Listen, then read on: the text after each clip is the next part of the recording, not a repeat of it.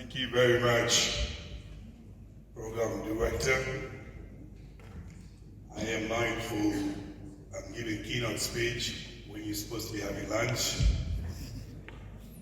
So it is absolutely acceptable if you feel hungry as I walk you through climate change for the next 10-15 minutes. Good afternoon to all of you. Bonjour, bon dia, assalamu alaikum. Let me start by expressing ni hao. I was going to say speak Chinese because I do speak Chinese. Let me express my gratitude to UN Habitat for the opportunity to address the African ministers, most of whom are member states of my organization. So therefore, I'm talking to my stakeholders with delight. Before I get any further, and this is something I'm sure you'll agree with me, I think Egypt deserves a round of applause for having successfully hosted COP27 on behalf of Africa. And we don't get to celebrate our people, our countries often enough. Egypt has done a remarkable job in making sure the African voice is heard loud and clear at COP27. So thank you very much. What I want to do in my talk, given that this is a roundtable, I was asked by the moderator to be as provocative as possible, but more importantly, to provide some food for thoughts so your conversation can be guided by not only what's happening globally, but also what's happening in Africa with regard to climate change and urbanization. I like to focus on what I call the problem, some food for thoughts, but also what we can do as an organization to be part of the solution. As of today, there is some recognized statistic which all of you can agree with, and that is that Africa contributes less than 4% to greenhouse gases. Nevertheless, our continent does suffer from the negative effect of climate change, which most of you are familiar with because of food insecurity, but also the impact on most vulnerable communities in Africa. Second, we know that 70% of the climate impact on the continent happen to have in our cities across Africa. You don't have to listen to my word. The African Development Bank made that statement loud and clear in terms of how climate change is affecting our cities. So we can all recognize that climate change does not discriminate. Whether you are a poor country, a rich country, the rural areas and the cities, the reality, the crisis is here, and we have to face the impact of climate change. And when it comes to Africa, it makes it even worse by the fact that our growing populations are exposed to flood and other disasters that you're very familiar with. So therefore the crisis is actually here to stay. It's important that we ask ourselves big questions. Is it going to be business as usual? Do we need to innovate? As Shakespeare would say, to adapt or not to adapt, that's the question. And that is why this conversation, first of all, establish what the problem we're dealing with. As a continent, we've seen recently across the continent the impact of flooding and the way it affects cities like Durban in South Africa, Niger, and the way it also affected Rwanda recently, and the way it's also affected other cities in West Africa. This is my opportunity to express our solidarity to the loss of life, but also the impact it has in most of our countries, including those who have been affected. But beyond the loss of life, it also affects our infrastructure, economic losses across Africa. And cities in particular are affected by the flood situation. We've also seen the impact of tropical cyclone recently in Madagascar, in Malawi, in Mozambique, with loss of life, infrastructure being damaged, but also other impact that we've seen in the case of Madagascar and Malawi and Mozambique. We've also seen the impact of drought in the whole of Africa, with what it comes to in terms of sandstream, affecting our ports, affecting our airports, and creating tremendous economic losses in many of our countries and cities in particular. And the list goes on. What all these disasters have in common is the fact that there's a human phase. And these are the most vulnerable people who are affected. And what these disasters have in common is the fact that our very fragile economies spend all the time to actually rebuild in the case of disaster when it comes to planning. So the big question is, for food for thought, what are some of the key issues we need to think collectively as Africans, but also as our partners so we can be part of the solution? I would say the starting point is a change of mindset. As I said earlier, disaster does not discriminate. And if we wait until it happens, it may be too late.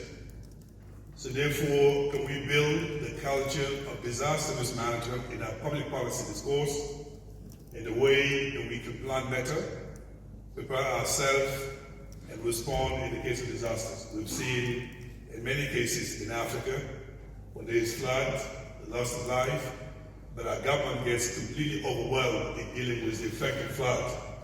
So therefore, the change of mindset is to begin to include into our public policy the way we have to deal with disasters in a much more structured and organized way. But the change of mindset also demands that climate change is no longer just the business of our Minister of Environment, Minister of Climate. And that is why I'm delighted in the room we have ministers of housing and urban planning who are obviously affected by climate change. That's part of the change of mindset. I think second, the question is African leadership. There is a saying in the African Union where we say African solution to African problems. And that leadership demands that we create our own institution to make sure we can be part of the solution. The simple fact I'm here, standing here talking to you, is a reflection of the African leadership to the extent that my African Risk Capacity Group was created by the African Union, entirely dedicated in building the resilience of our member states, so that for Africa is showing leadership. The African Development Bank is also showing leadership by creating what we call an accelerated adaptation program, so we can provide more resources to help our countries to actually adapt. But leadership doesn't stop there. It also involves the cities and the other ministers that are here who provide their leadership. It's important to demonstrate that Africa takes this very seriously.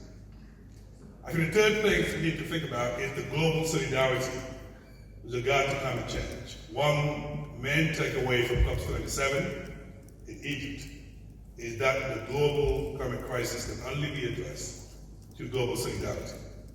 That's the only way we can address the crisis, that's the way we can mobilize resources. And here I want to highlight two initiatives in particular where Africa should pay attention to. And that is the Green Climate Fund, which was set up with $9 billion after the climate conference in Paris. As of today, many African countries seem to be disappointed by the pace at which resources are made available for us to finance an adaptation plan.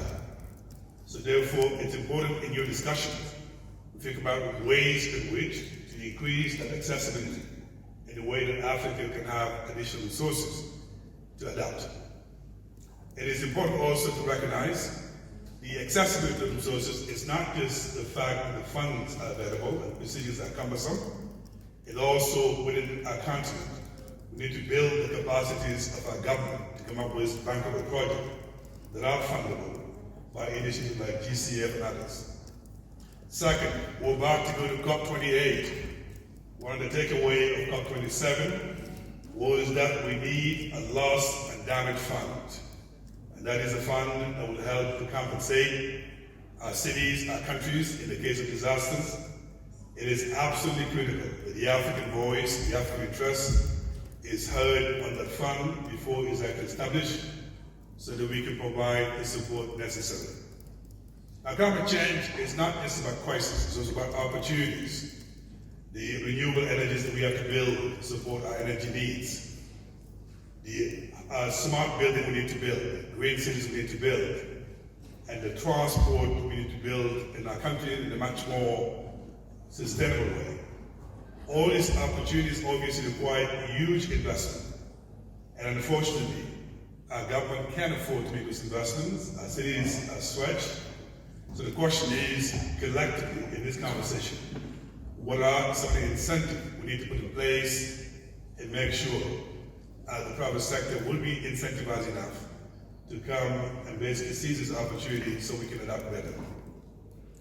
It is also important to highlight, and this is all said at the opening ceremony by some heads of states, the importance of data and early warning system is extremely critical today in Africa. They do save lives. Just to give you an example, in Madagascar, because we avail the early warning system of tropical cyclone to the government, 5 days before tropical cyclone, they were to move 5,000 people away from the harm. And that is how we save lives. The early warning system is not about technicalities. It's about providing our policymakers information that allows them to make informed decisions.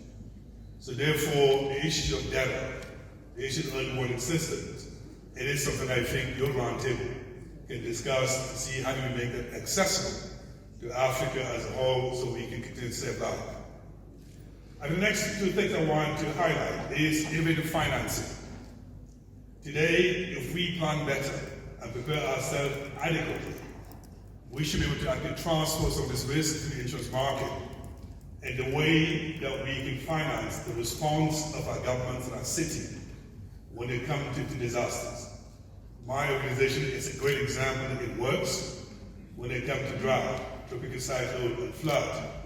We manage to profile the risk of our member states, prepare them adequately, and pull their risk together and take it to the insurance market so that in that particular disaster, when it triggered, the government can have additional resources to respond adequately.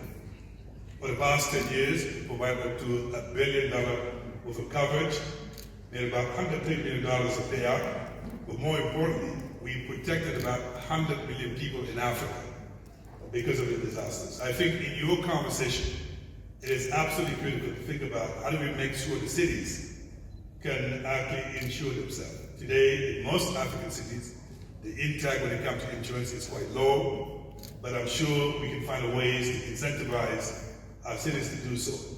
Now, I am mindful to go to the insurance market, you have to afford the premium. It is expensive, but in our case, we are prepared to provide subsidies where necessary, so government can afford to pay the insurance intake if need be. I think it's also important to understand that insurance is not just the only answer. There are other financial instruments, solidarity fund, social safety net, contingency funding, which I'm sure some of the DFIs in the room are quite keen in supporting to make sure we can actually strengthen the response mechanism of our respective countries when it comes to resilience. Last thing I want to say is that human capital and expertise matters when it comes to disasters management. It is absolutely important in your conversation we find ways in which to make sure we can build the capacity, the expertise of our cities, of our ministries, when it comes to climate change. Whether it's profiling the risk, the management, preparing themselves in a way that in the case of disasters, the response is structured, is coordinated in our countries, and I've seen this in many African countries, whereby in the case of floods, any lack of coordination can actually affect lives. Last but not least, what do we bring to the table as an organization? 3 things. Number one, my organization has been around for 10 years. We've had a concept that's been tested, and that is to pool and transfer risk in the insurance market.